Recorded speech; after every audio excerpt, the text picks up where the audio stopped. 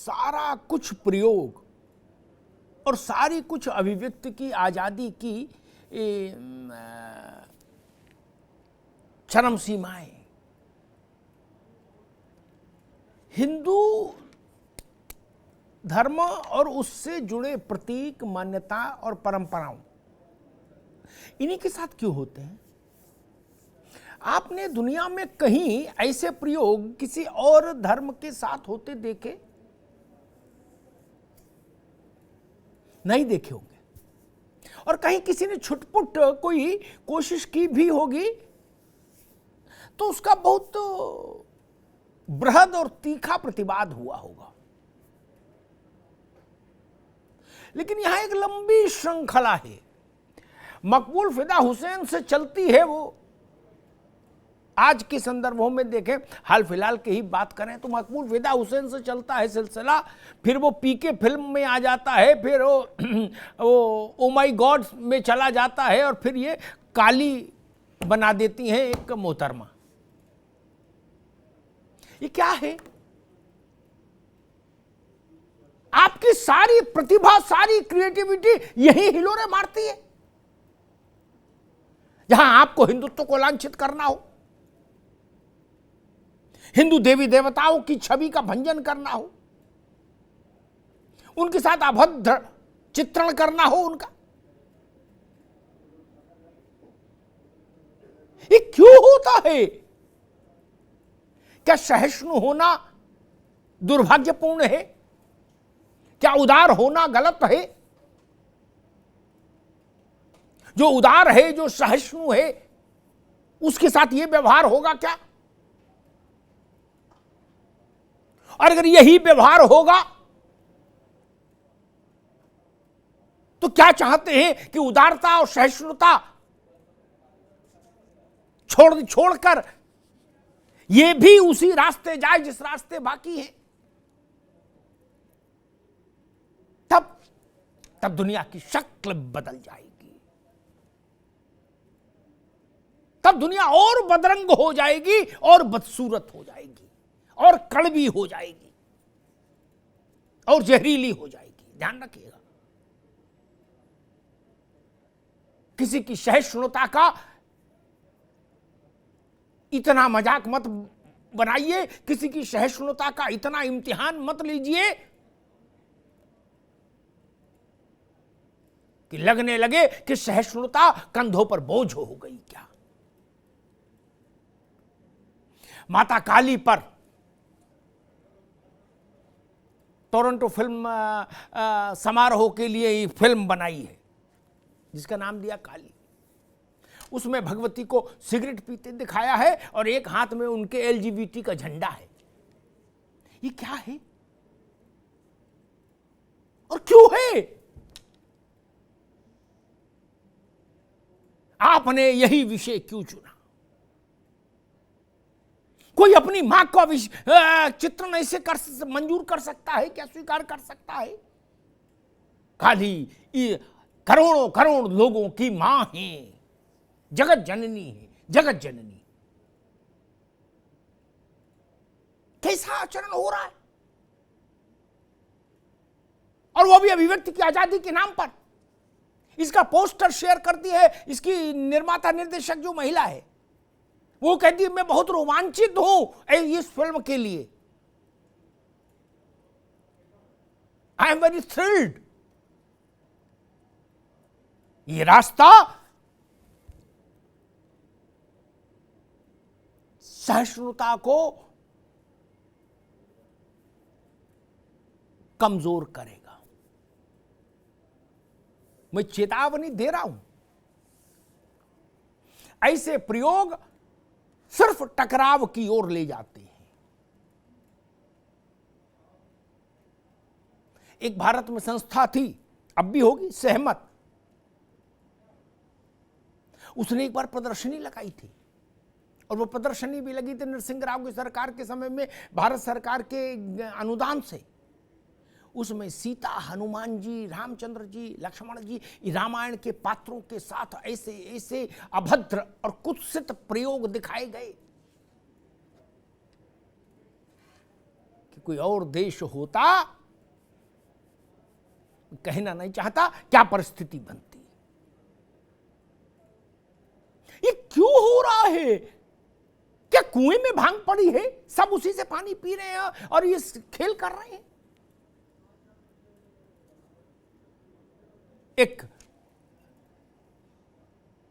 पश्चिमी उत्तर प्रदेश में एक गिरफ्तारी हुई कल या आज। वो ढाबा चलाते थे, होटल, वो नॉन वेज को पैक करते थे तो केवल उसी कागज में करते थे जिसमें हिंदू देवी देवताओं के चित्र बने होते थे। ये क्या मानसिकता है? मकसद है आपको अपने सामान, वो नॉन वेज है ठीक है, उसको पैक करने का ना, तो दूसरी किस्म के कागज में भी कर सकते हैं। यही कागज क्यों चाहते हैं जिस पे देवी देवताओं के चित्र बनवाए हैं आपने? गिरफ्तारी हुई ठीक बात है, कानून अपना काम करेगा ठीक बात, लेकिन मैं कहता हूं ये तेजाब छिड़कने वाली जो आदत है, ये आदत क्यों नहीं बदली जा सकती? ये बदलनी होगी। ये रास्ता नहीं कहीं जाएगा। अंधेरी सुरंग में ले जाके इस दुनिया को, इस सभ्यता को खड़ा कर देगा ये रास्ता। यह अभद्र, अश्लील, अपमानजनक चित्रण हिंदू धार्मिक प्रतीकों का, हिंदू देवी देवताओं का, हिंदू मान्यता और परंपराओं का, आप सब धर्मों को समान सम्मान क्यों नहीं दे सकते? आप कुछ के साथ विशेष व्यवहार करेंगे और कुछ को इस ढंग का समझ लेंगे कि जो आए सो कुछ भी दिखाकर चला जाए। नहीं, इससे तनाव पैदा होगा। ये आने वाली पीढ़ी के लिए हम अच्छा जगत छोड़कर नहीं जाएंगे। फिर आज मुझे लगा इस विषय पर चर्चा होनी चाहिए कि आखिर ये मानसिकता कौन सी है। पश्चिम बंगाल में शासन करने वाली पार्टी की, तृणमूल कांग्रेस की सांसद महुआ मोइत्रा ने अभी आज कहीं कहा, इसी काली के विवाद पर उन्होंने जो कहा वो भी अभद्र ही है, वो भी अपमानजनक ही है। बहस आगे चलेगी तो मैं उसको उद्धृत करूंगा। ये भारत के मतों से चुने हुए लोग, भारत की संसद के सदस्य ऐसी भाषा बोलेंगे? बंगाल की धरती पर ऐसी भाषा बोली जाएगी? जिस धरती ने रामकृष्ण परमहंस जैसा देव दिया, जिस धरती पर दक्षिणेश्वर काली विराजती हैं साक्षात। ये सवाल बड़े हैं और इनका उत्तर चाहिए होगा। अगर ये धर्म को नीचा दिखाने की कोशिश है तो भी अस्वीकार्य है, अक्षम्य है, और अगर ये धंधा बढ़ाने की कोशिश है, सस्ती चर्चा और और विवाद खड़ा करने की कोशिश है, तो भी ये अक्षम्य है, अस्वीकार्य है। आपकी बिरादरी को ये समय समय पर कौन सी हुड़क लगती है कि इस ढंग का कर्तव्य करने पर आमादा हो जाते हैं। मैं एमएफ हुसैन के समय में भी ये सवाल लेकर खड़ा था, मैं पीके बनी तब भी ये सवाल लेके खड़ा था, ओ माई गॉड बनी तब भी ये सवाल लेके खड़ा था कि दादा सारा क्रिएटिविटी इधर ही दिखाओगे क्या? किसी और धर्म के मामले में ऐसी कोई क्रिएटिविटी हुई है या हो सकती है? जयंती मंगला काली भद्रकाली कपालिनी दुर्गा क्षमा शिवा धात्री स्वाहा स्वधा नमोस्तुते। ये मैंने तो एक इधर के एक्सेंट में पढ़ा, यहाँ जो उच्चारण शैली है, ये मैंने इसलिए पढ़ा श्लोक दुर्गा सप्तशती से। आपको पीछे ले जाता हूँ कुछ समय। पश्चिम बंगाल में विधानसभा का चुनाव था। ममता जी अपने हर भाषण की शुरुआत से पहले इसको पढ़ती थी बंगला उच्चारण के साथ, इसलिए मुझे याद आ गया जी। और वो कहती थी कि मैं चंडी पाठ करती हूं। ठीक बात है, अच्छी बात है। काली के साथ को लेकर जो पोस्टर रिलीज हुआ, जगत जननी के साथ ये जो धृष्टता की गई, इस पर ममता जी का भी प्रखर विरोध आना चाहिए था, आया नहीं। उन्होंने चुनाव में तो जयंती मंगला काली कहा, लेकिन आज जब काली के साथ ये स्थिति पैदा की गई तो ममता जी को बोलना चाहिए था। भारत में ऐसी राजनीति होगी क्या? चुनाव में काली माता हो जाएंगी, उसके बाद छोड़ के चले जाएंगे। और महुआ मोइत्रा ने क्या कहा? वो लोकसभा की सदस्य है, उसने कहा कि मेरे लिए तो काली का मतलब खून पीने वाली, शराब पीने वाली। ये भाषा है, ये संस्कार है।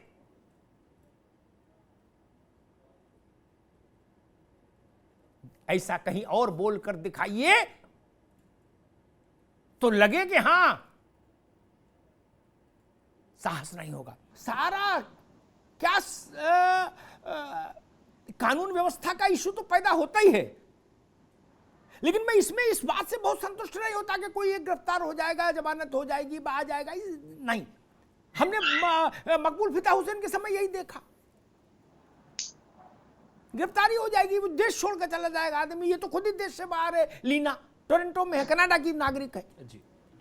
लेकिन ये चीजें लगातार हो रही हैं, इनसे मुक्ति कैसे मिलेगी? क्या उन लोगों को मालूम भी है? हाँ जी, उनको सब मालूम है। नहीं, हमारे आपके ऊपर सिनेमा क्यों नहीं बना दिए? हमारे आपके ऊपर सिनेमा बनाने में बिकेगा नहीं ना, वो सब जानते हैं। मकबूल फिदा हुसैन को झरना, पेड़ पौधा, पहाड़, दुनिया भर में प्रकृति में अनंत चीजें हैं, वो सब छोड़ के वही मिली थी बनाने की। हिंदू देवी देवताओं के नग्न चित्र इतना सरल नहीं है, और जो इसको सरलता की आड़ में हम निकलने भी नहीं देंगे चीजों को। सब जानते हैं, इसीलिए करते हैं। नहीं तो गधा का फोटो लगा दो, कुत्ते का लगा दो, भालू का लगा दो, नहीं बिकेगा ना। बार बार ये सवाल खड़ा होता है कि ऐसे सारे प्रयोग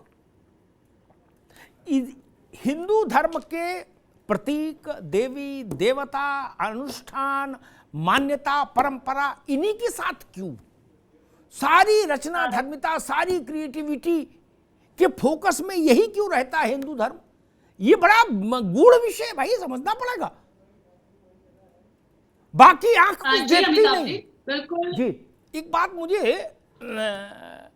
हैरान करती है भाई, मैं सबसे ज्यादा जानूंगा सत्यनारायण कथा के बारे में, हनुमान चालीसा के बारे में, नवदुर्गा के बारे में, दिवाली, होली, दशहरा के बारे में, है ना, क्योंकि मेरी अपब्रिंगिंग उसमें हुई ना। मकबूल फिदा हुसैन साहब का मैं बड़ा सम्मान करता होता है, एक चित्रकार के नाते, बड़े चित्रकार थे, इसमें कोई शक नहीं। लेकिन वो जिस धर्म में उनका जन्म हुआ और अपब्रिंगिंग हुई, ज्यादा जानकारी उनके पास उसकी रही होगी ना।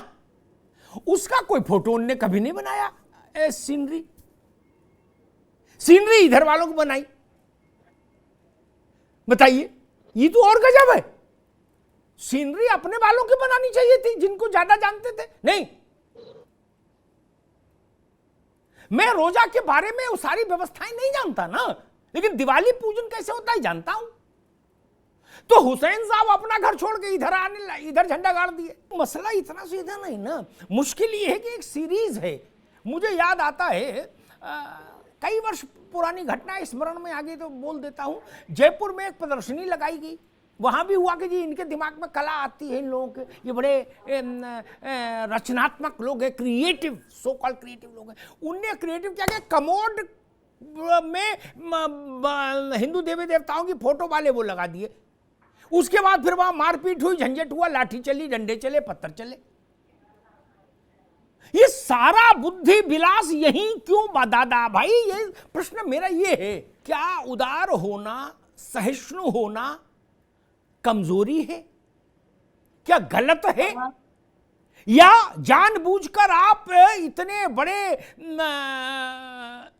वर्ग को उदारता और सहिष्णुता के सदियों के अनंत काल से चले आ रहा जो उसका स्वभाव है, उसको आप ढकेलना चाहते हैं कि नहीं, जिस रास्ते बाकी चल रहे तुम भी उसी रास्ते चलो? सिख धर्म बड़ा सेवाभावी धर्म है जी, ठीक है ना जी। मैं उनके सेवा भाव से बहुत आप्लावित रहता हूं, मेरा हृदय भर आता है जब मैं देखता हूं उनका सेवा भाव। जी। एक बाबा है, जेल में रहे अभी लंबे समय तक, अभी पैरोल पे आए, तो पैरोल पे भी बवाल है उनके पैरोल पे आने पे। कोई कह रहा असली बाबा नहीं आया, नकली आ गया। जी। ठीक, उन्होंने एक बार, जब वो हैं भी बहुरूपी जी, थोड़ा अपने अपने ढंग से ड्रामा भी करते हैं जी।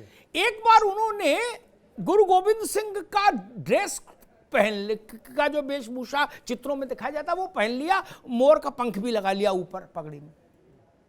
इतने किया था, बाकी कुछ नहीं किया। क्या जी, जी। आप जैसा फोटो में गुरु गोविंद साहब को दिखाते हैं वैसा उन्होंने ड्रेस व्रेस बनवा ली, क्योंकि बाबा भी बवाली थे, पैसा रुपया कमी नहीं थी, बनवा लिए शौक में। अब पंख लगा लिया जैसे वो लगाते थे। पंजाब और हरियाणा में सेना लगानी पड़ी थी, इतनी हिंसा हुई थी, इतना बवाल हुआ था, बाबा की जान बचाना मुश्किल हो गया था सेना के लिए। बोले मैं मजाक करते हो, अपने मन से अपने ड्रेस कोड तैयार करो, वो तो ठीक है, इधर मत देखना।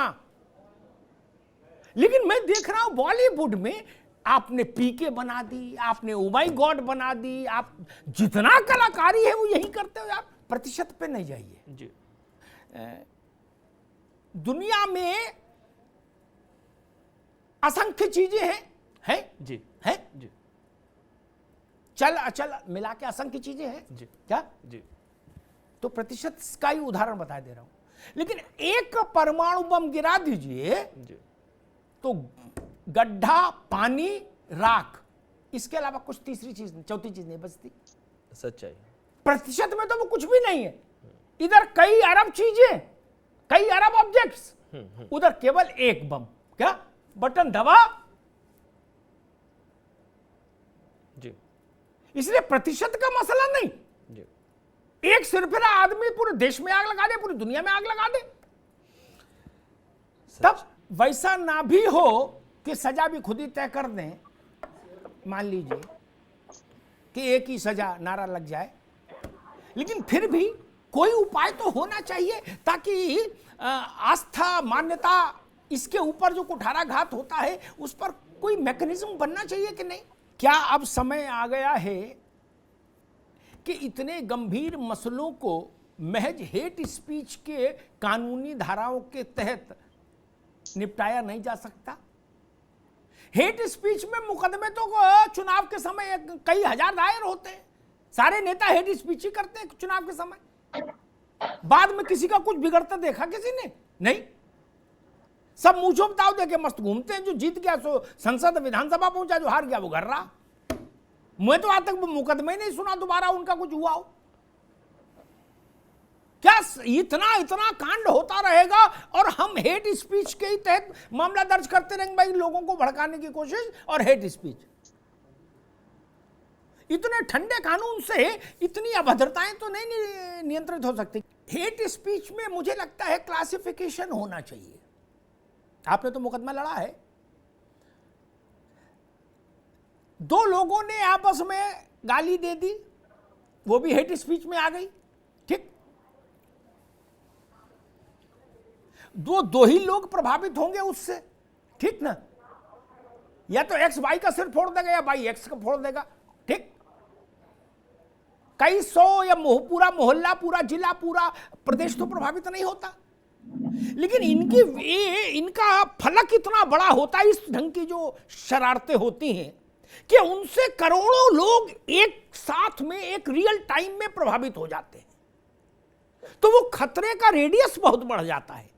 तो क्या कानून में वैसा अंतर नहीं होना चाहिए? एक सवाल बड़ा मेरे मन में आता है, इस ढंग के काम करने वाले लोगों के जहन में कभी ये नहीं आता कि मान लीजिए कभी इस देश के मानस में ये बात आ गई कि भाई ये व्यक्ति, ये डायरेक्टर, ये अभिनेता, ये अभिनेत्री, ये निर्देशक, ये निर्माता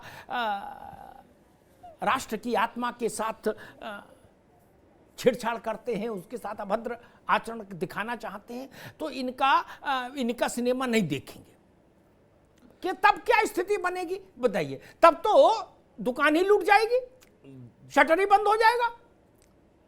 तब क्या करिएगा? बचाने से कुछ नहीं होगा, आप मना कर दीजिए, मत देखिए। दोबारा कोई 2, 4, 5, 10 करोड़ 100, 200 करोड़ रुपए लगाने की हिम्मत ही नहीं करेगा जी। एक बार पैसा डूब जाएगा किसी का। तो ये सवाल बहुत वैलिड मुझे लगा राजेश पंडित ने कि भाई गाल बजाने भर से क्या होगा? जिसने फिल्म बनाई उसका पर्पस पूरा हो गया, आपने फिल्म देख ली, बात खत्म। आपने चिल्लाते हुए देखी या मुस्कुराते हुए देखी, इससे कोई फर्क नहीं। टिकट कटा के ना अंदर गए, उसकी जेब में पैसा आ गया, बात खत्म। मैं देखता हूं केवल ये नहीं, ये तो चलो बहुत विवादित है, जो बहुत विवादित नहीं भी है लेकिन जिनमें एक एंटी इंडिया फीलिंग है। पाकिस्तान के जो डेली सोप हैं, जो सीरियल्स हैं, पाकिस्तान में 10 लोग देख रहे हैं, हमारे यहाँ 90 देख रहे हैं, कुल मिला के 100 तब हो रहे। तो उनका तो काम चल गया, उनका तो काम चल गया, उनको जितना उन्होंने लगाया उससे 10 गुना मिल गया, बात खत्म। मैंने कहा सारी, ये तो ठीक है, कानून अपना काम करेगा, law will take its own course, okay fine, भरोसा है कानून पर। लेकिन एक बड़ा, इससे भी बड़ा सवाल, ये तो छोटा मसला है, बड़ा सवाल ये है कि सारी क्रिएटिविटी, सारे अल्लवल्ल विचार, सारे दुस्साहस हिंदू धार्मिक प्रतीक, मान्यता, संस्कार और अनुष्ठान और देवी देवताओं तक ही क्यों? दुनिया में बाकी चीजें खत्म हो गई। अगर आप क्रिएटिव हैं, बहुत भारी क्रिएटिवनेस की गंगा आपके हृदय में हिलोर मार रही है, नहीं संभाल पा रहे क्रिएटिवनेस, लग रहा है कि नहीं कुछ तो करना ही पड़ेगा आउट ऑफ द बॉक्स, बहुत सारी चीजें। नहीं, मैं एक उदाहरण बता रहा हूं, आपकी बात नहीं कर रहा हूं, मैं एक जनरल बात कर रहा हूं, जो लोग ऐसा कर रहे हैं, ठीक है ना, तो बाकी चीजें नहीं दिखती। मसला एक ये भी खड़ा होगा, ये बात तो ठीक है, कानून अपना काम करेगा, लेकिन ये बेसिक सवाल खड़ा होगा ना फिर। तो एक ऑप्शन आया कि भाई कलाकारों को काम नहीं करना चाहिए, दूसरा ऑप्शन आना चाहिए सबको सन्मति दे, भगवान बनाई नहीं ऐसा, वो तो सन्मति भगवान कहां कहां तक दे, किस किस को दे, वो एक समस्या। तीसरा ऑप्शन आया कि भाई ऑडियंस देखे नहीं, बवाली खत्म, देखेगी नहीं, एक बार 2 बार 3 बार, पैसा डुबोने का तो किसी को शौक है नहीं।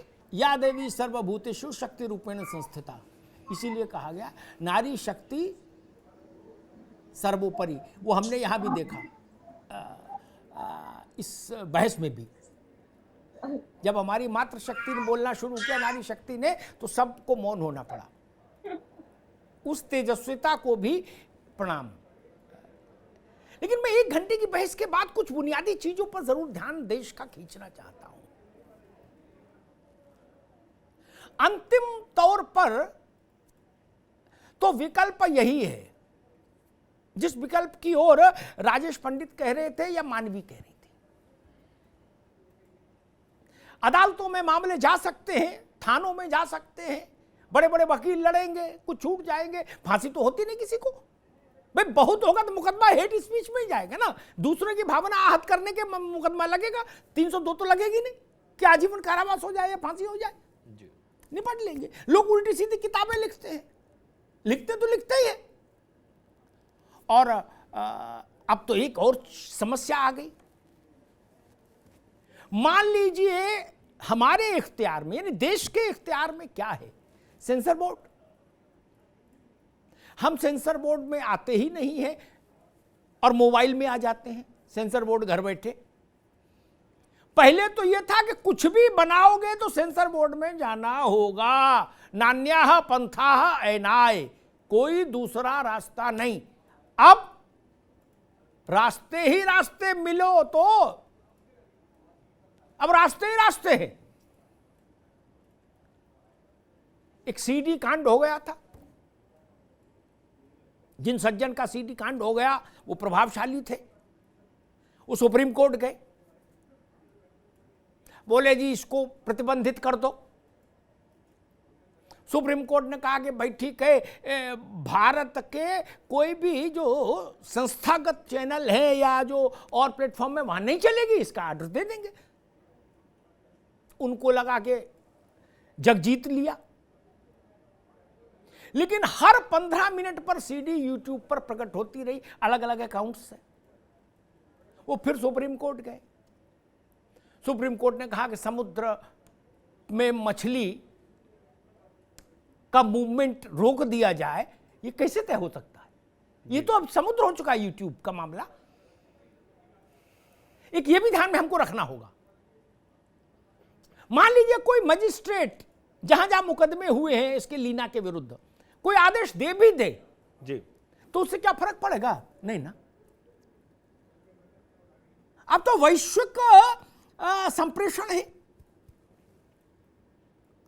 इसके लिए नैतिक बल ही एकमात्र उपाय मुझे दिखता है जिसकी ओर इशारा हो रहा है।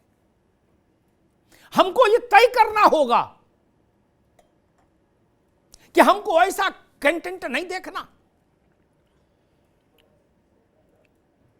हमको मर्यादा के लिए आग्रहशील होना होगा। और मैं तो कहूंगा मसला केवल हिंदू धर्म का क्यों, किसी भी धर्म के बारे में इस ढंग की परिस्थिति, इस ढंग का चित्रण, उसके विरोध में खड़े होइए, ये स्वीकार्य नहीं है। हर धर्म में कुछ कथाएं ऐसी हैं जो आज के वैज्ञानिक मानस से मैच नहीं खाती। मैं उनमें जाना नहीं चाहता यहां पर, और विवाद खड़ा हो जाएगा, लेकिन मेरा इशारा समझ जाएंगे लोग। जो आज के दुनिया से मैच नहीं खाती, उसके टेम्परामेंट से मैच नहीं खाती, आज के बच्चों को वो चीजें समझ नहीं आती। लेकिन फिर भी हम इस बात की अनुमति नहीं देते कि आप उन पर अभद्र टिप्पणी करें। सारी चीजें सिर माथे, ये भारत का मन है, ये भारत के डीएनए में है, ये भारत के रक्त में है। लेकिन हां, ये भी बात उतनी ठीक है, इस मानसिकता का विरोध होना चाहिए। एक आदमी पकड़ा जाता है, होटल ढाबा चला रहा है, उसको पैक करना है नॉनवेज, और वो छपा के ले आया महागौरी और सिद्धिदात्री और दुर्गा के फोटो वाले कागज। अरे भाई, मेरे दूसरे कागजों में नहीं पैक हो सकता था? इस मानसिकता का इलाज तो करना होगा फिर ना देश में। इसके लिए सामाजिक तौर पर जनजागरण होना चाहिए। इसके लिए संघर्ष की बात मैं नहीं करता कभी, लेकिन हां, सत्याग्रह तो होना ही चाहिए। सत्य के प्रति आग्रह मतलब सत्याग्रह। यह नहीं चलेगा भाई। अभिव्यक्ति की आजादी की इसका सम्मान होना चाहिए, वो संविधान में हमारे फंडामेंटल राइट्स में शामिल है। लेकिन अभिव्यक्ति की आजादी इतनी नहीं हो सकती, अनंत नहीं हो सकती, निस्सीम नहीं हो सकती कि वो करोड़ों लोगों की भावनाओं को आहत कर जाए। क्यों? बोले किसी एक को शौक लगा था अभिव्यक्ति की आजादी को एक्सरसाइज करने का। नहीं हो सकता ऐसा। आपको थूकने की आजादी है, लेकिन अपने वॉश बेसिन में भाई, सच है। छत पे खड़े होकर थूकेंगे? आजादी तो है थूकने की। किसी के मुंह पर थूकेंगे और तर्क ये देंगे कि हम मुंह पर थूक रहे, भाई हमको थूकने की आजादी हासिल है, हर आदमी को थूकने की आजादी हासिल है। ये करना चाहते, ये रास्ता कहीं नहीं जाएगा। और सहिष्णुता और उदारता और विमर्श के लिए खुला मन, ये सनातन की पूंजी है। दुनिया में कोई ऐसा धर्म नहीं जो अपनी आलोचनाओं पर इतना विमर्श करता हो। सब जगह लट्ठम लट्ठा है। लेकिन इसका अर्थ यह भी नहीं होना चाहिए कि यह कापुरुषता है, यह कमजोरी है, यह क्षमता है। नहीं, सरकारों की बहुत भूमिका नहीं हो सकती इस तरह की चीजों में। एक मुकदमा दायर करो, लड़का दायर करता है, उसका नाती तक मुकदमा लड़ता रहता है, गुजर जाती पीढ़ियां, क्या करेंगे मुकदमे से? समाज को बदलना होगा, समाज को बदलना होगा। ये किसी की ही हिम्मत कैसे पड़ जाती है, कहीं तो ढिलाई है ना। ये हिम्मत नहीं पड़नी चाहिए। मन ना हो ये आदर्श स्थिति है, लेकिन आदर्श स्थितियां हमेशा होती नहीं हैं। मन ही ना हो किसी का अपमान करने का, ये सर्वोत्तम स्थिति है, लेकिन ये हो जाए ये संभव नहीं सबके लिए। तो फिर सामाजिक प्रतिरोध इतना होना चाहिए कि हिम्मत नहीं हो, हिमाकत नहीं हो। बाकी किसी धर्म पर आप कोई कहानी बना के तो दिखा दीजिए। अरे 4 लाइनें का सादे कागज पर खींच देंगे आप पेंसिल से, तो पूरे विश्व में हाहाकार हो जाएगा। आप यहां भगवती के मुंह में सिगरेट दिखा रहे हैं, जिसको हम मानते हैं जगत जननी, हम मानते हैं कि जिससे पूरी सृष्टि पैदा हुई, संचालित हो रही है, उसको एलजीबीटी का झंडा लिए दिखा रहे हैं। मैं उस बहस में भी नहीं पढ़ना चाहता कि एलजीबीटी ठीक है, खराब है, अच्छी है, मैं उस बहस में नहीं जाता चाहता। लेकिन एलजीबीटी का झंडा भगवती के हाथ में कैसे, क्यों, काली के हाथ में क्यों, उसकी प्रासंगिकता क्या है? क्या ये झंडा आप और किसी के हाथ में दे सकते हैं? पोस्टर बना सकते हैं? अगर बना सकते हैं तो मैं कहूंगा आप सच में क्रिएटिव हैं, आप भेदभाव नहीं करते। आप नहीं बना पाएंगे। ये लीना मीना जो भी है महिला, क्या एक ऐसा पोस्टर दूसरा जारी कर सकती है? नहीं कर सकती। इसलिए मैं कहता हूं आप दुनिया के सबसे पुराने जीवन पद्धति वाले सनातन के साथ ऐसा खिलवाड़ मत करिए। ये मानवता के साथ खिलवाड़ है, ये विश्व को अशांत करने की कोशिश है। सरकारें छोटी चीज हैं, पार्टियां छोटी चीज हैं। जब सरकारें नहीं थी, पार्टियां नहीं थी, तब भी सनातन था, आगे भी रहेगा। लेकिन इस बात का ख्याल रखिए कि नूर की एक बूंद है जो सदियों से बहा करती है। नूर की बूंद को नूर की बूंद रहने दीजिए, उसको विष मत बनाइए, उसको तेजाब मत बनाइए।